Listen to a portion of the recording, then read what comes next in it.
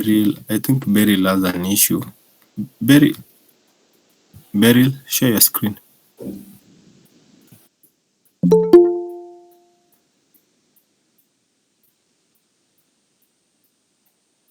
Hello, Beryl.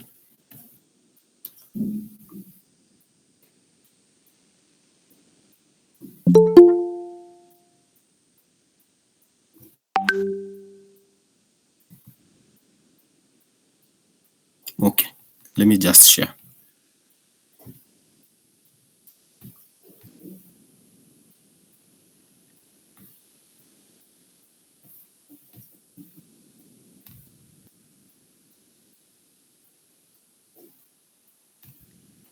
Okay, so Eugenia can start.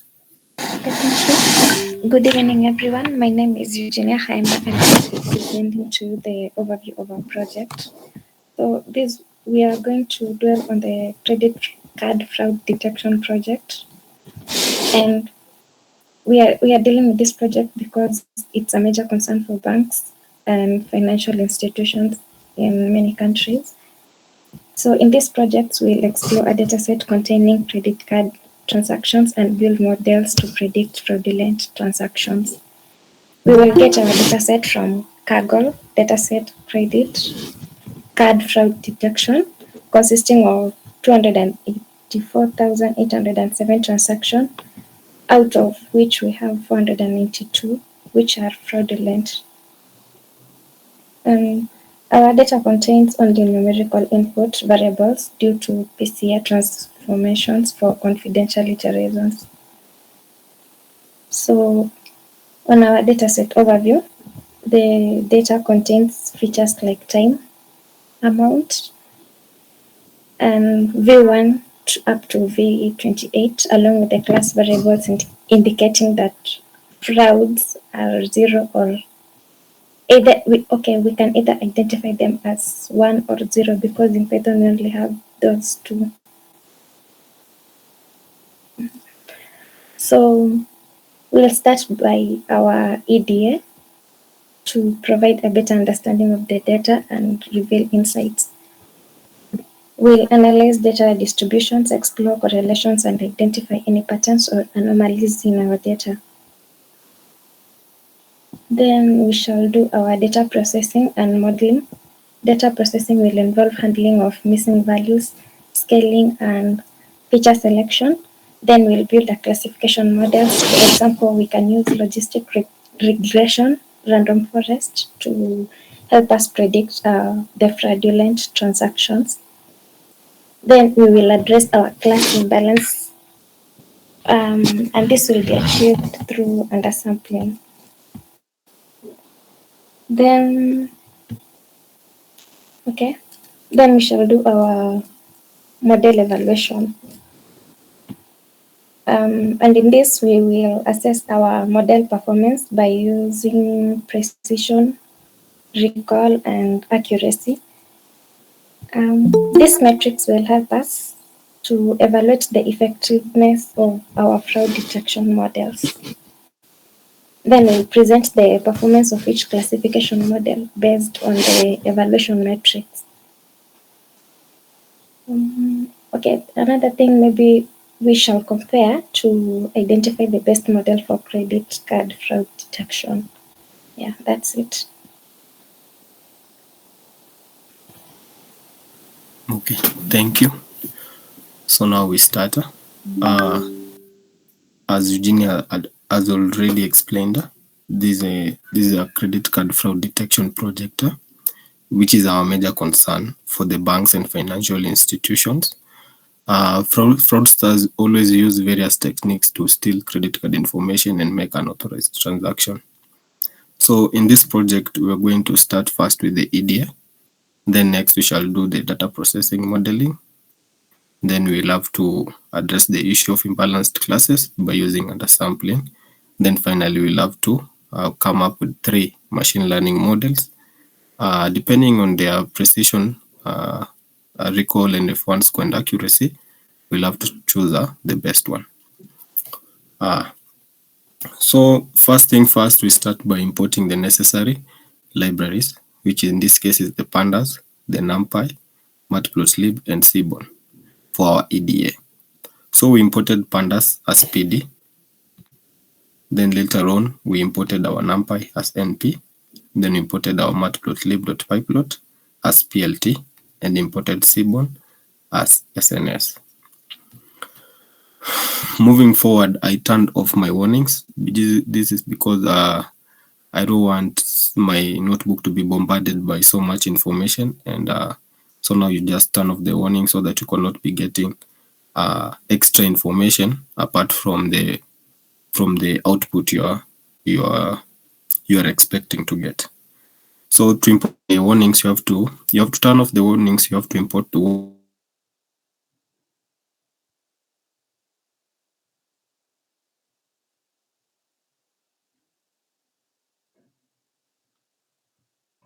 After doing that now, because in this case I'm using the cloud-based one compiler.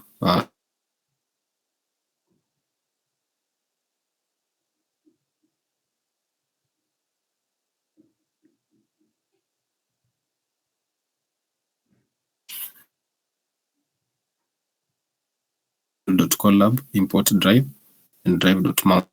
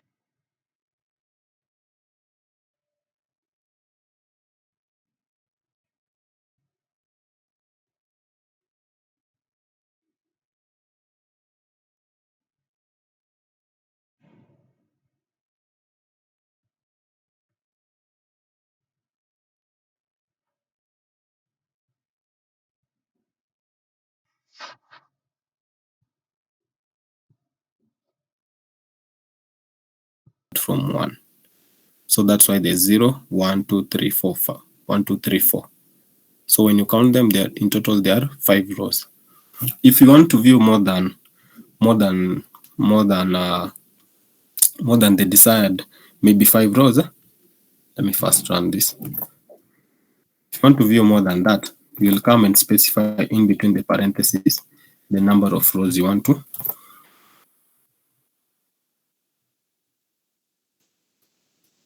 So now you'll come and specify in between here the number of rows you want to run. Let's say maybe 10. Type in 10, then you'll view the first 10 rows. But when you leave it blank, it gives you the default, which is 5. Then I want to see which kind of data type each of my column is assigned. So I'll come and use the .info function. Remember our data frame, our data is stored under df data frame, which is df. So it will be df.info to view. So I can get to see that my time was in float, my v1 to v28 was in float, and my amount was also in float, but my class was an integer. So when you are viewing your data, you could tell that the class is either 0 or 1, even in the background overview of the project. So we were being told that 0 or 1, one of them is fraudulent, the other one is non-fraudulent. So when it's a whole number, it's an integer. But when it has decimals, it's a float. That's the difference between a float and an integer. Okay. Then moving forward, I'll come down and try to clean my data. By cleaning my data, I'll try to check on the null values of my data. So I came in and used the is null function, but I want to get the total number. I will add the dot sum. So in this case, we didn't find any null values. After getting that, I also proceeded to trying to get the shape of my data. Okay. Let me call on Komboka to proceed from there. Komboka, are you ready? Yeah, yes, let me present. Okay.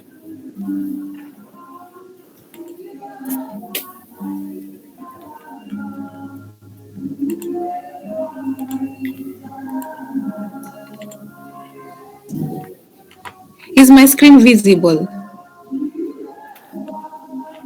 Yes. Okay.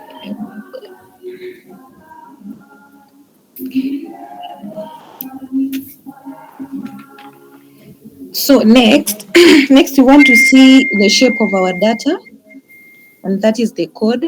And we saw that we have 31 columns, and then this is the product of the rows and the columns. And then next, we have we are checking for the duplicated rows in our data, and that is the code. And we found out that the number of duplicated rows is 1081. Now next is to drop the duplicated rows, and that is the code.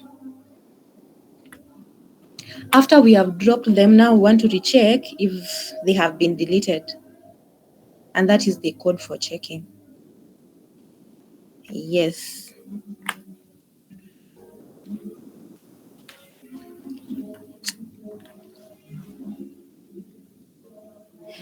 And then next, we want to describe our data. We want to have an overview of what is in the data frame, and that is the code. We can see we have the count, the mean, the standard deviation, blah blah blah. Yes.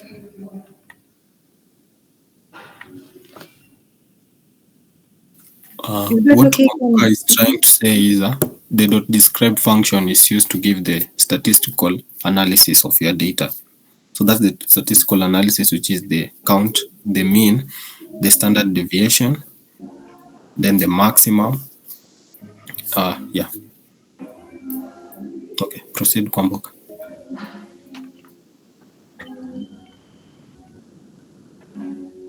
I think that was up to me. I was to present up to there, Tony.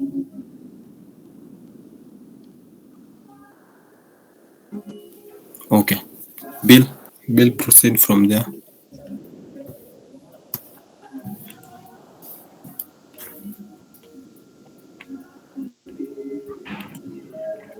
Hello, Bill, Yes. proceed now.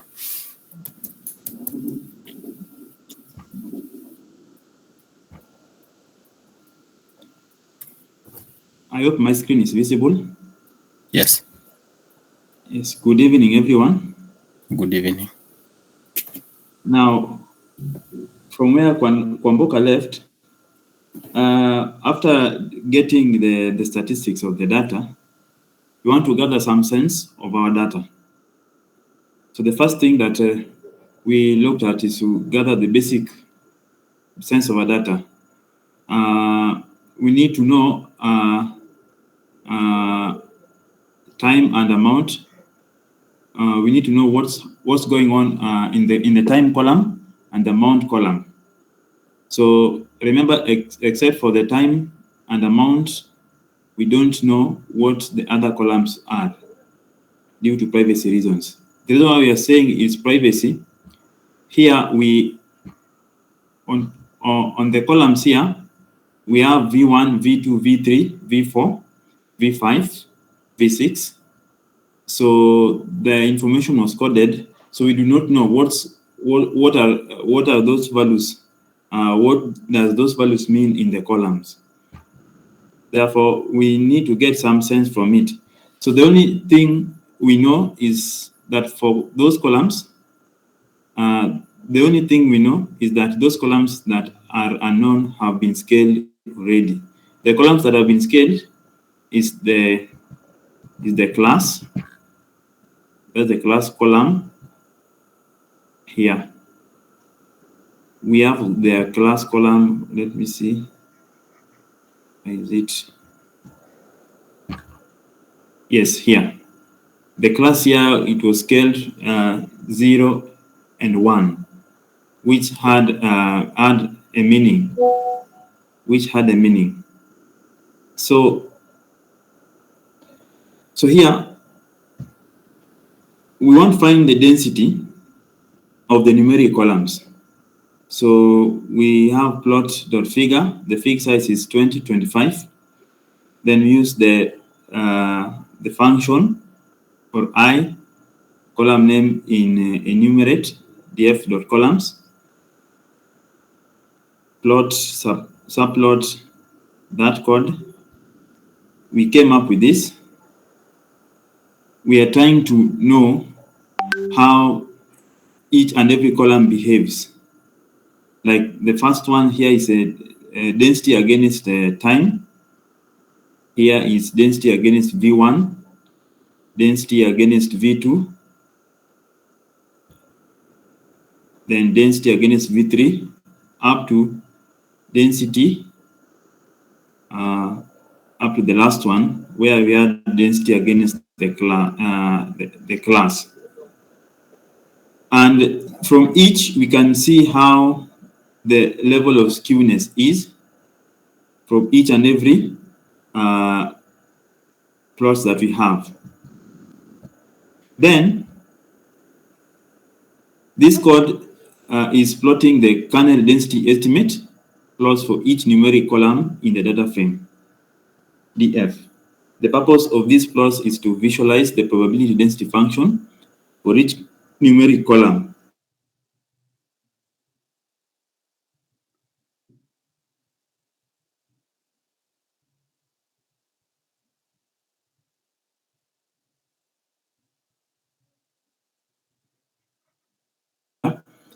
With a specific size of inches in width and 25 inches in height. This large figure size ensures that the individual kernel density estimate plots have enough space to be displayed clearly.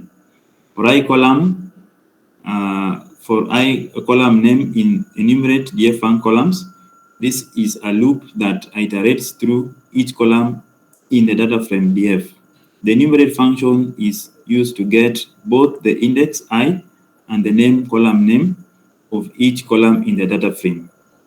Then the third code, plt.subplot 8,4 I plus 1. This line creates subplots within the main figure.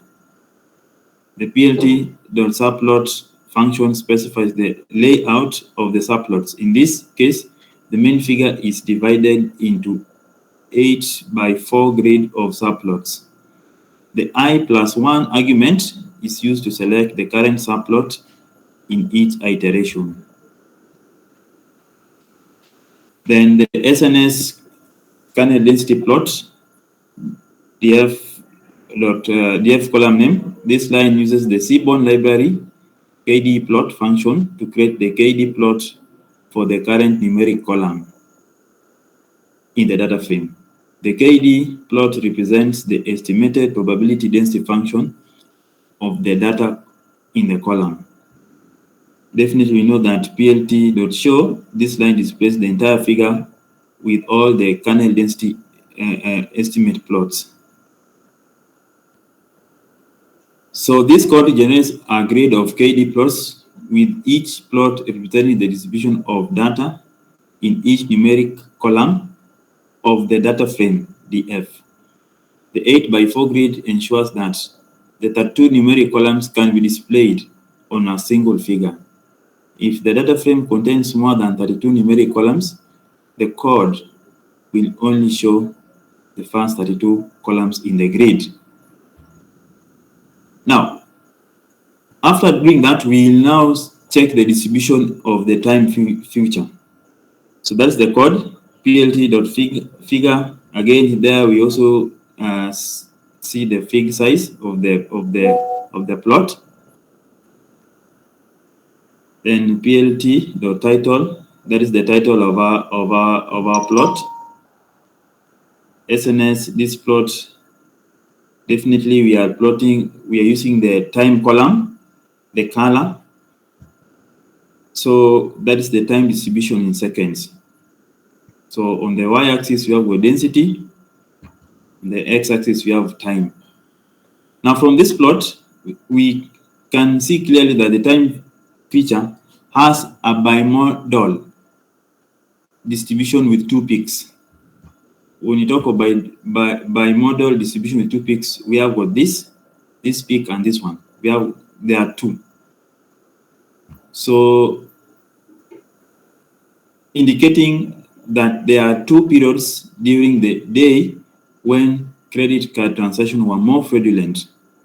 The first peak occurs at around 50,000 seconds, approximately 14 hours.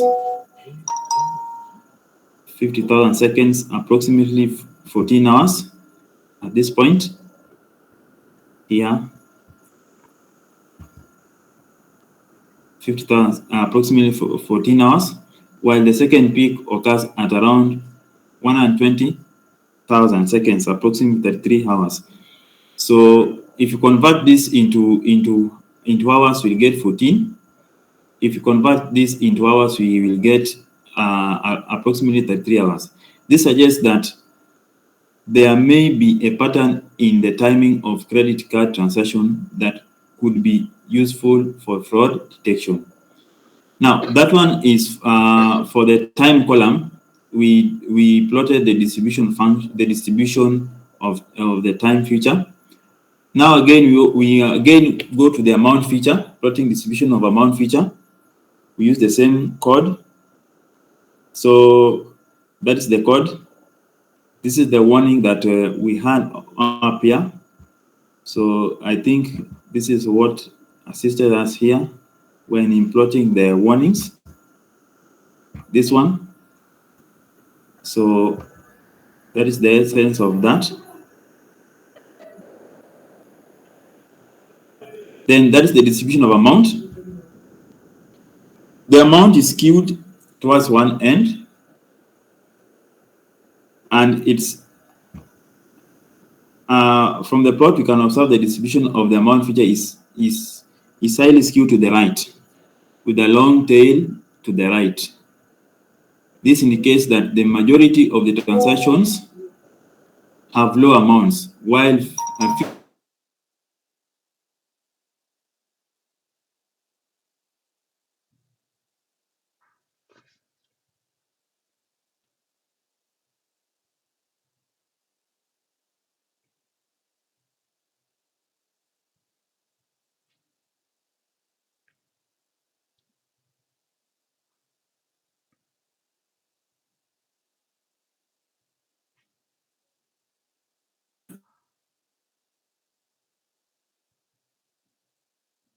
the skew is not skewed.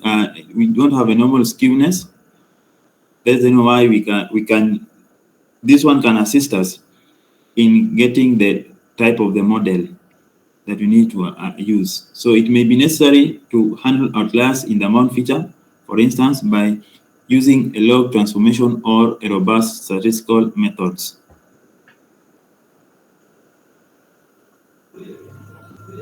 Yes. So I want to stop at that point.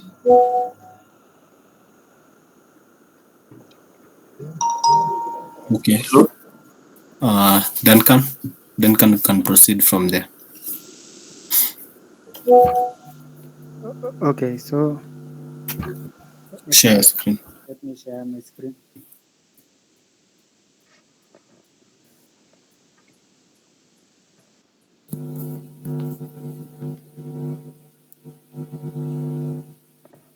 Okay, so I think can my screen is. Oh, I hope my screen it is visible. Yes, it is.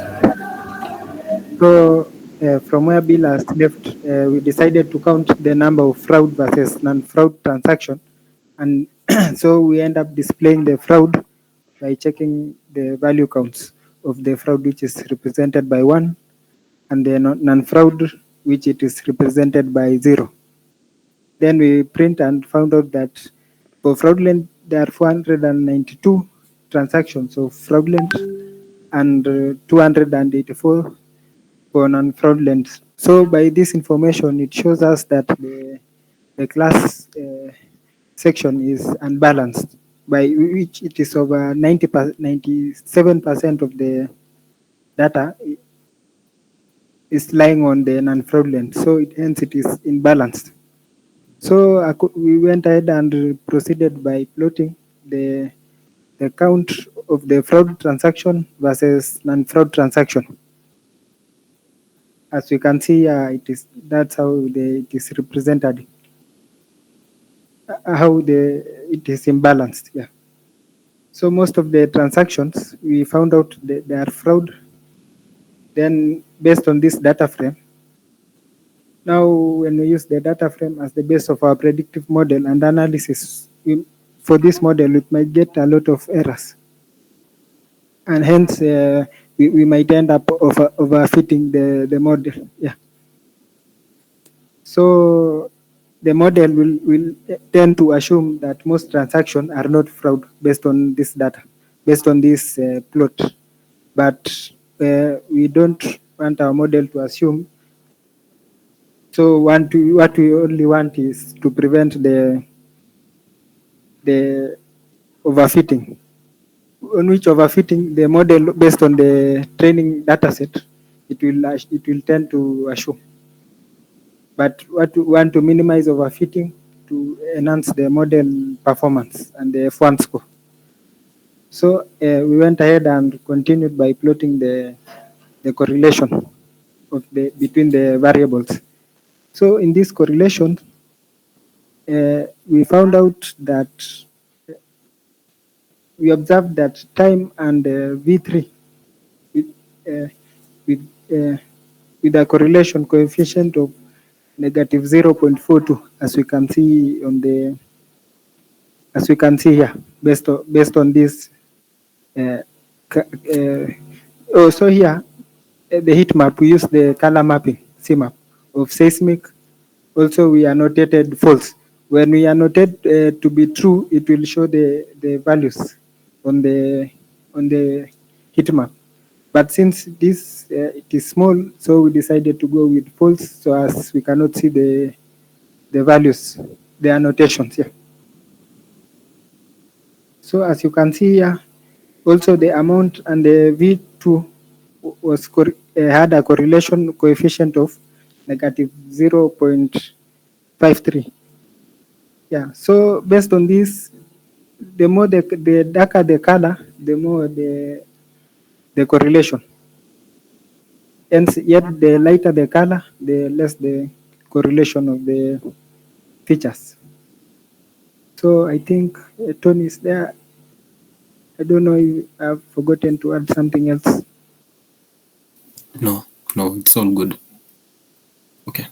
Now, class, up to that point, it's where we had reached as me plus the volunteers, and we are going to cover more because we are remaining with identifying the outliers, and you can see that our data is kind of biased because we are having more of non-fraudulent transactions, and if we try to come up with a model from this data, it will be overfitting, just like Duncan has explained to us. So in the next session, we'll have to identify outliers, fix the outliers, then come up with a scaling. of our data. Then we'll proceed to from our EDA, because all this we have been presenting today is the exploratory data analysis of it, which is the EDA. From there we'll have to decide on to come up with three models, three machine learning models. Then from there we'll have to choose one, then upload, then yeah, then then yeah, then we'll have to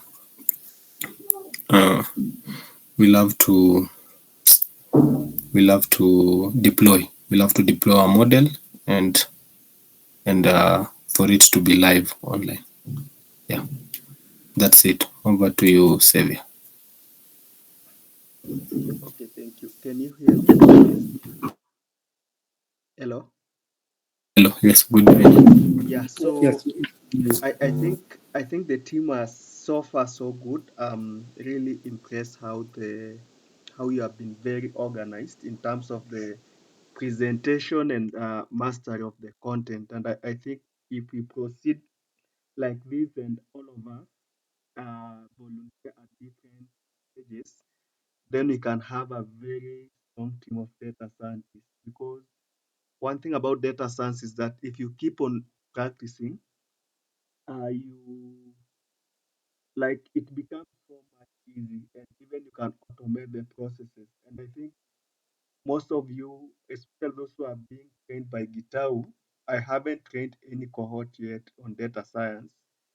Um, like on the machine learning section, but you see how he does his things. Like you always automate and so on. So unless maybe before we end the session, we are having community members here who have attended the session. They might be having questions and comments based on what we have covered so far. I think we can give them, anyone who has a question or a comment, you can just raise up your hand and maybe ask or speak out.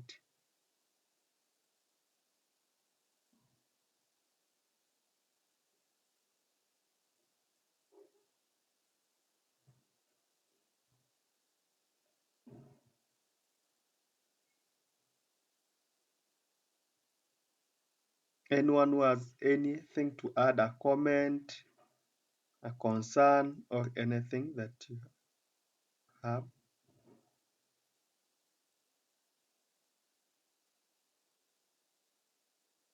Okay, I think the team is okay. So, sorry, Vincent, you have just joined when we are about to wind up the session, but I was recording, though I experienced some technicalities. But let me check to see if everything has been captured well before I upload to YouTube so that you can follow. Yes, Naomi?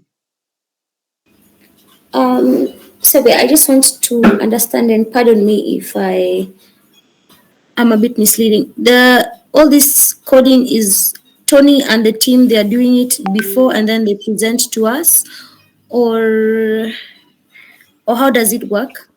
Yeah, I'm so just trying to acquaint myself with the community class.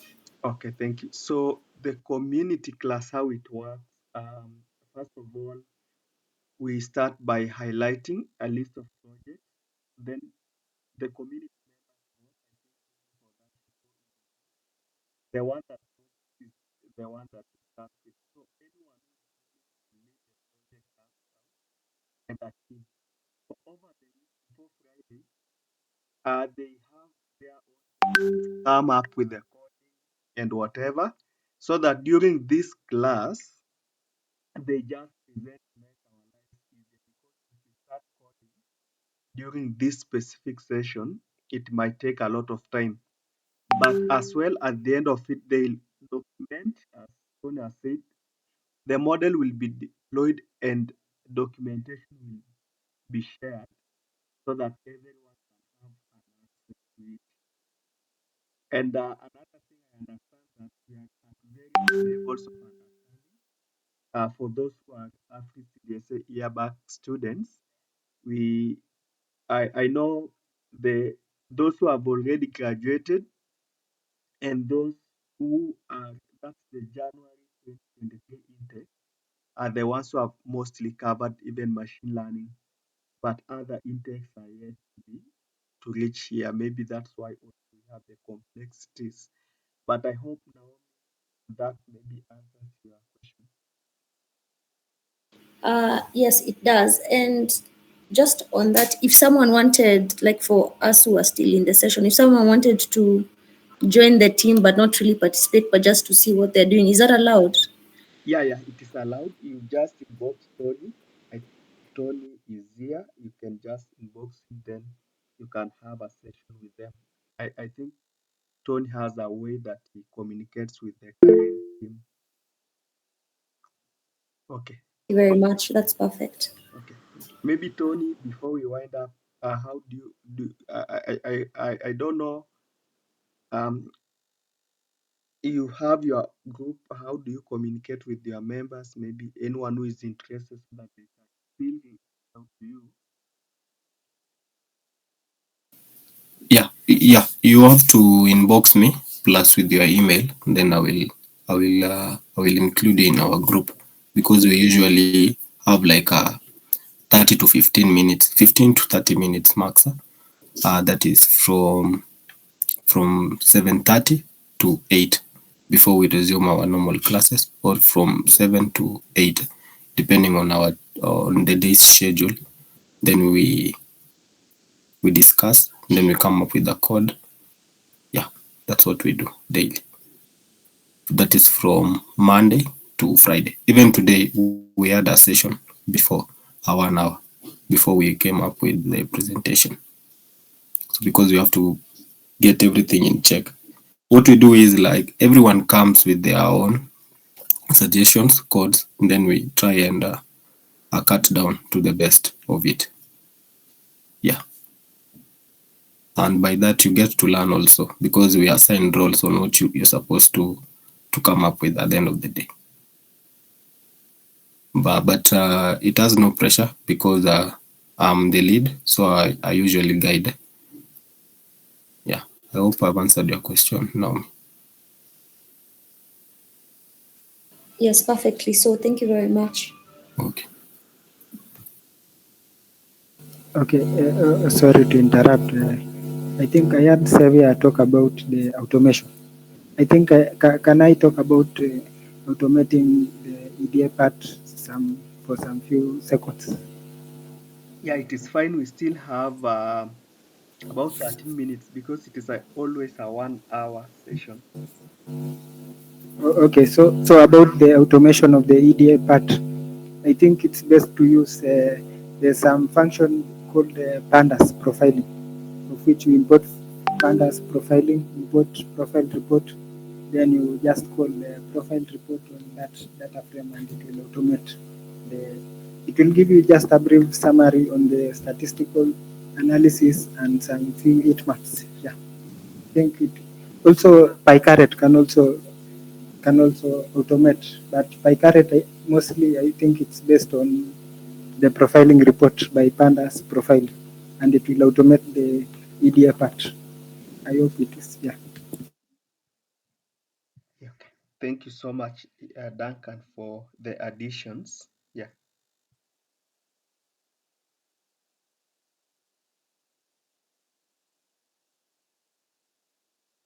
Okay. Okay. Anything else? Yes, Duncan. No, I don't have anything else to add.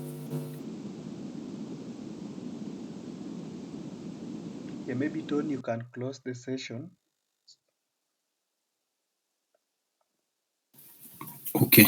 If there are no more questions and add-ons, like I'd said, in the next we'll be tackling outliers and trying to scale our model to get rid of the biasness of the data. That's the non-fraudulent were more, and the fraudulent were way submerged, because they're around 400 and something, and the non-fraudulent they're around 280,000 and something. So yeah. So if you try to come up with a model from this, it will be overfitting. So in the next class, we'll be coming up with outliers and trying to fix the outliers. Thank you. See you in the next session. Okay, thank you. Have a nice weekend.